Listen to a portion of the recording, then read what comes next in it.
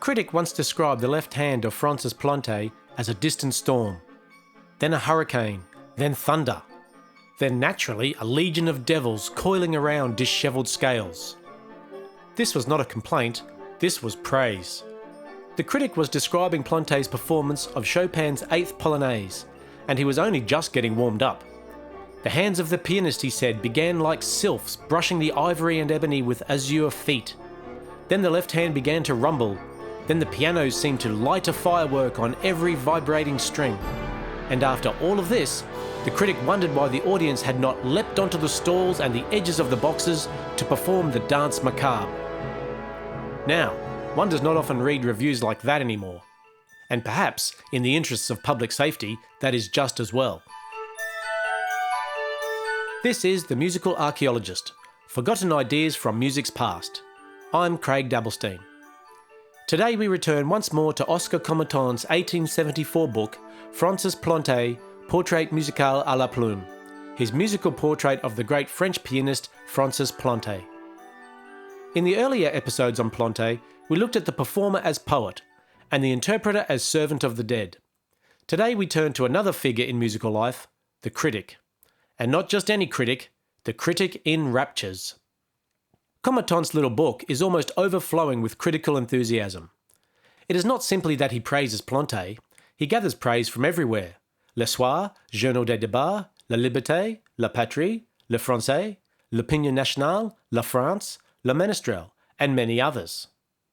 The result is a kind of 19th-century scrapbook of musical astonishment. Planté is incomparable. Planté is prodigious. Planté makes the piano sing like a human voice. Planté reconciles the entire tribe of pianophobes with their hated instrument, and, as the critic adds, God knows there are many of them. One writer says that if Liszt himself were to reappear on the scene of Planté's first triumphs, he would bow before him. Another says that Planté plays notes like pearls, or makes them vibrate in a harmonious hurricane. And then there is the critic who gives us sylphs, devils, rockets, thunder, fireworks, and a possible outbreak of post-Polonaise ballroom necromancy. It is very easy to smile at this language. In fact, I think we should. There is a kind of glorious excess in it, a willingness to be ridiculous in the service of enthusiasm. These critics did not merely say, the concert was well received. They did not merely say, Planté gave a polished performance before an appreciative audience. They reached for storms, for angels, for demons, for fireworks, for dancing skeletons. And yet, beneath the comedy, there is something rather serious. These critics were trying to describe what happened in the music. Not just the event, not just the attendance, not just the social importance of the occasion, not just the fact that famous people were in the hall, though Comettant and his fellow writers certainly enjoyed telling us that too. They were trying to describe the musical experience itself. What did the sound do? How did it move? What was the character of the playing? How did the performer transform the instrument? What was the difference between ordinary brilliance and musical revelation? We may not want to write exactly as they wrote. We may hesitate before unleashing sylphs and devils upon an unsuspecting reader. But perhaps we should envy something in them. They were not embarrassed to care. And they were not embarrassed to write as if performance mattered. That is the forgotten idea I want to recover today. Criticism, at its best, is not merely judgement. It is a form of musical attention. It's listening turned into language. And this is where this episode becomes more serious. Because much modern music criticism is not like this. I do not mean that modern critics should be more flowery. Heaven preserve us from that. There are already enough adjectives loose in the world. The problem is not that criticism has become less purple. The problem is that it has often become less musical. A concert review today may tell us that the audience was enthusiastic, that the program was diverse, that the ensemble was energetic, that the soloist was impressive, that the occasion was important, and that the evening was memorable. All of which may be true. But too often one reaches the end of the review without any clear sense of what happened in the music. What was the composition like? Was the orchestration alive or merely efficient? Did the themes grow or merely return? Did the performance reveal character? Was the climax earned? Did the conductor understand the architecture? Did the piece have anything to say once the program note had finished saying it?